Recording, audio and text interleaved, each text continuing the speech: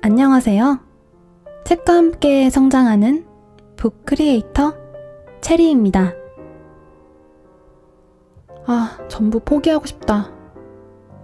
하는 일이 잘 안 풀리고 너무 힘이 들 때 이런 생각이 저절로 들곤 하죠. 사람들은 포기와 관련해서 이런 말을 자주 합니다. 포기는 배추 셀 때나 쓰는 말이다. 포기하지 않는 것도 실력이다. 등 절대 포기하지 말라는 말을 많이 하죠. 그런데 개그맨 박명수 씨는 전혀 다른 말을 남겼습니다. 포기하면 편하다. 포기가 도대체 뭐길래 누군가는 절대 하지 말라고 하고 누군가는 하라고 말하는 걸까요? 여러분이 생각하는 포기란 무엇인가요? 오늘 체리가 소개하는 책은 누구도 알려주지 않았던 포기에 관한 진실, 더 딥입니다. 이 책을 정말 단순하게 정리하자면 이렇습니다. 컬드색은 포기하라. 딥은 넘어서라. 그리고 최고가 되라. 컬드색은 무엇이고 딥은 또 무엇일까요? 그리고 왜 포기를 하는데 최고가 되는 걸까요? 우리가 무언가를 이루고자 할 때 크게 두 가지 상황과 마주합니다. 바로 딥과 컬드색입니다. 무엇이건 처음 시작할 때는 재밌습니다. 칭찬도 많이 듣고 배우는 속도도 빠르기 때문에 이때 포기하려는 사람은 거의 없죠.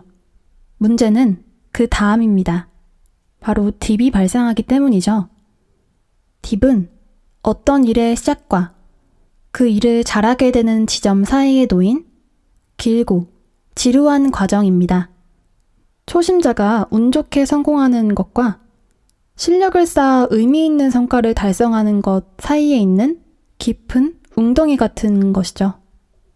우리가 보통 포기하고 싶다는 생각이 들 때가 바로 이 딥에 빠졌을 때 같아요. 또 다른 상황은 컬드색이라는 상황입니다. 막다른 길이라는 의미의 프랑스어인 컬드색은 일을 아무리 열심히 해도 별로 달라질 게 없는 상황입니다. 크게 좋아질 것도 크게 나빠질 것도 없이 늘 그저 그런 상태인 컬드색은 우리가 다른 일을 하지 못하도록 방해합니다. 컬드색에 쏟고 있는 시간과 에너지를 다른 더 좋은 곳에 쏟을 수 있기 때문이죠.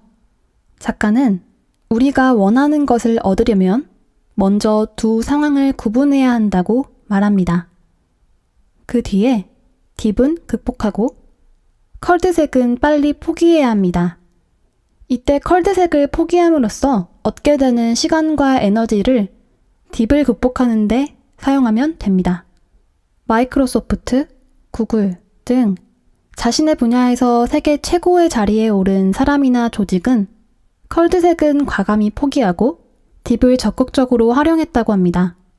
결국 이들을 최고로 만들어준 것은 바로 딥입니다. 사람들은 누구나 할 수 있는 일이 아닌 그 사람만이 할 수 있는 일에 박수를 보냅니다. 딥이 있기 때문에 그 딥을 극복한 사람들은 희소성 있는 최고가 될 수 있었고 그에 따른 엄청난 보상을 받습니다. 게다가 딥이 방패막이 역할을 해주기 때문에 다른 사람들과의 경쟁에서 자유로울 수 있죠. 결국 우리가 자주 듣던 절대 포기하지 말라는 장기적으로 볼 때 잠재력이 큰 일을 지금 당장의 스트레스가 심하다고 포기해서는 안 된다라는 뜻인 거죠. 포기할 것이냐 계속 밀고 나갈 것이냐 결정할 때는 이 질문을 활용해 보세요. 터널 끝의 빛이 과연 딥의 고통을 감내할 만한 가치가 있는 것인가? 딥과 컬드색 이외에 제가 책에서 인상 깊었던 내용을 3가지 공유하고자 합니다. 첫 번째, 당신의 능력과 시간과 노력은 그저 그런 곳에 쓰기에는 너무 아깝다. 칼을 뽑았으면 무라도 썰어야 한다. 라는 말이 있는데 칼을 뽑았는데 진짜 무만 썰기에는 내 칼이 너무 아깝지 않은가? 라는 생각이 들더라고요. 이 칼을 최고가 되기 위해 잘 써야겠어. 라는 마음가짐과 그냥 일단 뽑았으니 무라도 썰어야지 하는 마음가짐은 전혀 다르겠죠. 여러분은 어느 쪽이고 싶으세요? 저는 최고가 되기 위해 칼을 꺼낸 쪽이 되고 싶네요. 두 번째, 포기를 미리 계획하라. 사실 힘든 상황에서는 이게 딥인지 컬드색인지 구분하기 어렵기 때문에 잘못된 결정을 내리지 않으려면 시작하기 전에 미리 자신만의 포기 전략을 짜야 합니다. 저도 책을 여러 번 읽었지만 컬드색과 딥을 구분하기가 쉽지 않더라고요. 이럴 때는 나만의 포기 기준을, 나만의 한계 지점을 설정해 놓으면 좋다는 말이 와닿았습니다. 세 번째, 실패는 포기와 동의어가 아니다. 현명하게 포기하는 것이야말로 실패를 피하는 좋은 방법 중 하나이다. 우리는 보통 포기를 부정적으로만 생각하는데 이 부분을 읽고 선택과 집중을 위해 포기할 것은 포기해야 성공할 수 있겠구나 하고 생각이 바뀌었습니다.